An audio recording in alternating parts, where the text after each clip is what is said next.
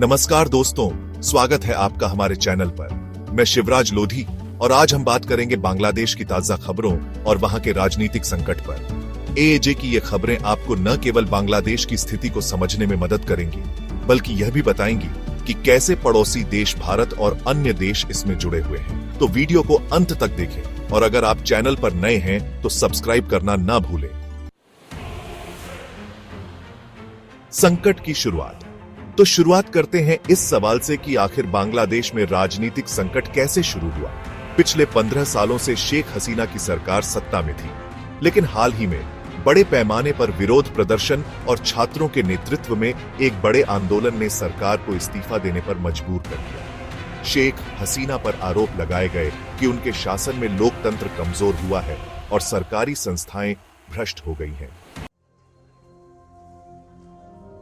अंतरिम सरकार का गठन। शेख हसीना के इस्तीफे के बाद अंतरिम सरकार का गठन हुआ। इसके मुखिया बने माइक्रोफाइनेंस के प्रख्यात नेता मोहम्मद यूनुस।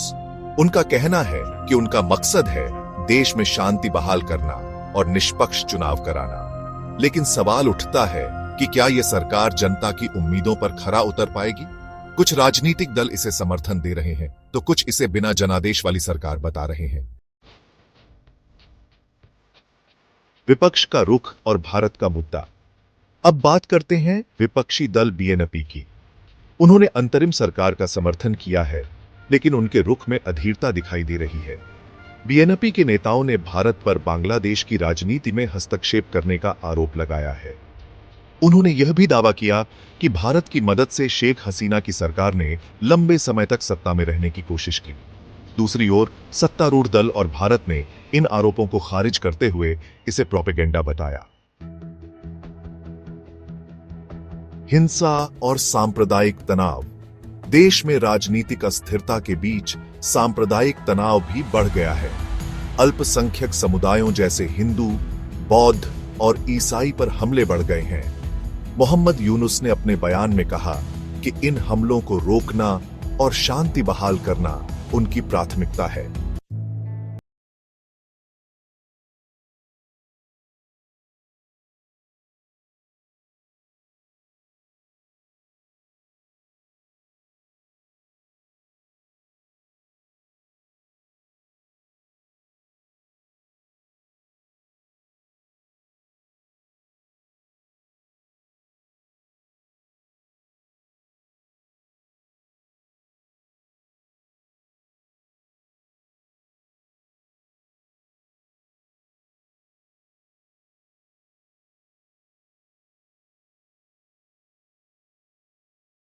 क्या है पड़ोसी देशों की भूमिका। भारत और बांग्लादेश के रिश्तों में तनाव की खबरें भी आई हैं। भारत ने कहा है कि वह बांग्लादेश के आंतरिक मामलों में हस्तक्षेप नहीं करता, लेकिन कुछ नेता इसे मानने को तैयार नहीं है। ऐसे में यह देखना होगा कि आने वाले दिनों में इन दोनों देशों के रिश्ते कैसे प्रभावित होंगे। जनता का नजरिया। आम जनता इस पूरे संकट से सबसे ज्यादा प्रभावित है। उनकी मांग है शांति, स्थिरता और निष्पक्ष चुनाव। लेकिन क्या उनकी ये उम्मीदें पूरी होंगी, ये आने वाला वक्त बताएगा।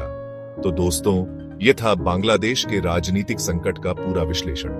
आपको क्या लगता है, क्या मोहम्मद यूनुस की अंतरिम सरकार सफल होगी? क्या बांग्लादेश अपने लोकतंत्र को बचा पाएगा? अपने विचार हमें कमेंट्स में जरूर बताएं।